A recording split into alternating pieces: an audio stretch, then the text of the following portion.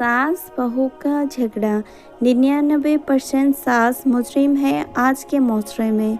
अल्लाह ही बेहतर जाने, पता नहीं क्या हो जाता है। अखलाक की कमी, तरबियत की कमी, इल्म की कमी, ये सारी चीज़ें मिलजुल कर ये निज़ाम बनता है। जब सास माँ होती है तो ये दुआएं करती है, या अल्लाह मेरे बच्चे का घर बसा दे, मेरे बच्चे की शादी करवा दे।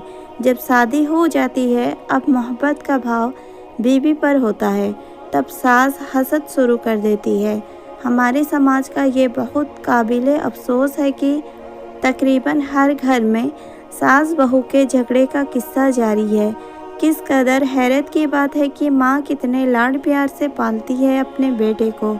जब बेटा जवान हो जाता है, उसकी शादी देखने के लिए सबसे ज़्यादा बेचैन रहती है और घर घर चक्कर लगाकर बेटे के लिए दुल्हन तलाश करती है। बड़े प्यार से बेटे की शादी करती है। अपने बेटे को सेहरे में देखकर खुशी से फूले नहीं समाती।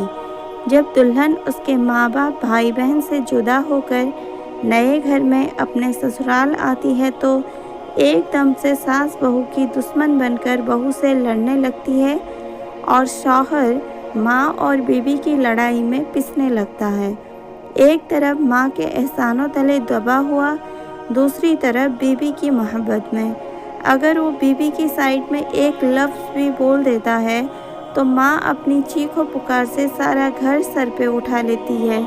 इसमें शक नहीं कि सास बहू की लड़ाई में सास बहू और शौहर तीनों का कुछ ना कुछ कसूर ज़रूर होता है, लेकिन तजुर्बा ये कहता है कि लड़ाई में सबसे ज़्यादा हाथ सास का होता है। लड़ाई की एक ख़ास वजह यह भी है कि जब तक लड़के की शादी नहीं होती 100% बेटा का ताल्लुक़ माँ से हुआ करता है।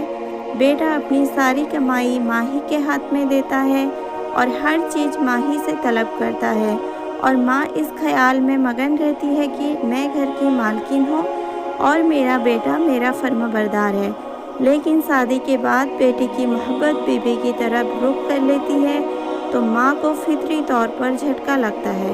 मैंने अपने बेटे को पाल पोस के बड़ा किया, अब ये मुझे नज़रअंदाज करके अपनी बीवी के कब्जे में चला गया। पहले अपनी कमाई मुझे देता था, अब बीवी को दिया करता है। इस ख्याल से माँ पर एक जहालत सवार हो जाती है और वो बहू को हसद में अपनी दुश्मन और मुद्दे मुकाबिला बनाकर इससे लड़ाई करने लगती है और किस्म किस्म के ताने और कोसने शुरू कर देती है। मेरे ख़्याल में इस लड़ाई के ख़ात्मा की बेहतरीन सूरत यही है कि इस जंग के तीनों फ़ारिक यानी सास, बहू और बेटा तीनों अपने अपने हुकूक व फ़राइज़